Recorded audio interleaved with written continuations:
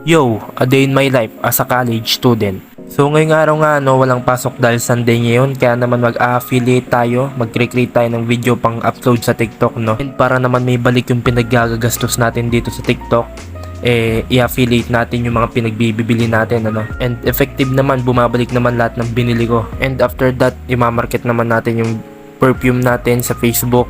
So, ito yung gamit ko. Bubble wrap nga lang yung ginagamit kong pang background para malinis tignan. And yes, voice over nga lang yung ginawa ko ngayon dahil marami tayong ginagawa ngayon, tulad yan, nagpipicture tayo. At malapit nang matapos yung ginagawa nating day in my life, And after neto, mag-start na din tayo mag-create ng content. Actually, may idea na din ako kung ano yung gagawin ko, pero ano kaya yung sa tingin nyo guys? Maganda yung something unique, putang ina. After nga nito, gagawa naman tayo ng activity sa school, Kaya hanggang dito na nga lang tong video na to.